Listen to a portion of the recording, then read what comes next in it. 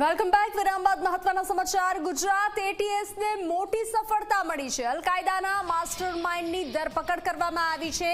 એટીએસે કર્ણાટકથી આતંકીની ધરપકડ કરી છે. સોશિયલ મીડિયા ગ્રુપમાં આ આતંકી સભ્ય હતો. તાજેતરમાં પકડાયેલા 4 આતંકીઓના સંપર્કમાં હતો.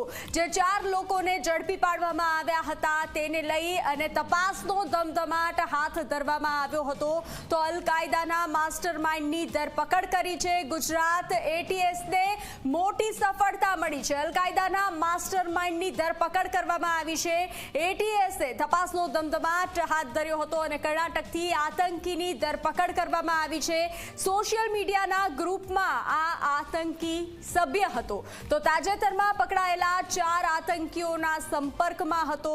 જપ્ત કરવા તેને ઝડપી પાડવામાં આવ્યો છે. તેની ધરપકડ કરવામાં આવી છે. જે રીતે અલ કાયદાના 4 સભ્યોને ઝડપી પાડવામાં આવ્યા હતા. વધુ વિગતો સાથે સંવાદદાતા ઉદય જોડાઈ ચૂક્યા છે.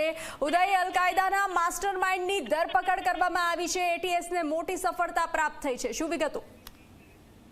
બંસી, જો વાત કરવામાં આવે તો થોડા દિવસો અગાઉ ગુજરાત એટીએસે નોઈડા, દિલ્હી અને ગુજરાતમાંથી જે 4 શકમંદ આતંકીઓની જે ધરપકડ કરવામાં આવી હતી, જે અલ કાયદાની સાથે જોડાયેલા હતા, એની વિચાર સાથે જોડાયેલા હતા, સોશિયલ મીડિયાના એકાઉન્ટથી પોતાની વિચારધારાનો પ્રચાર અને પ્રસાર કરી રહ્યા હતા.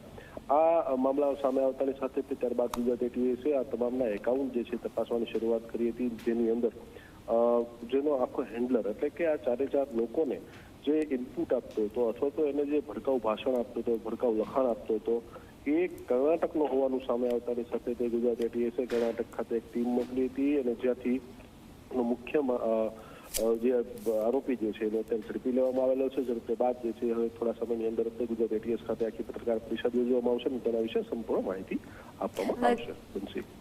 જી ઉદય, જાણકારી સાથે જોડાવા બદલ આભાર. તો ગુજરાત એટીએસને મોટી સફળતા પ્રાપ્ત થઈ છે.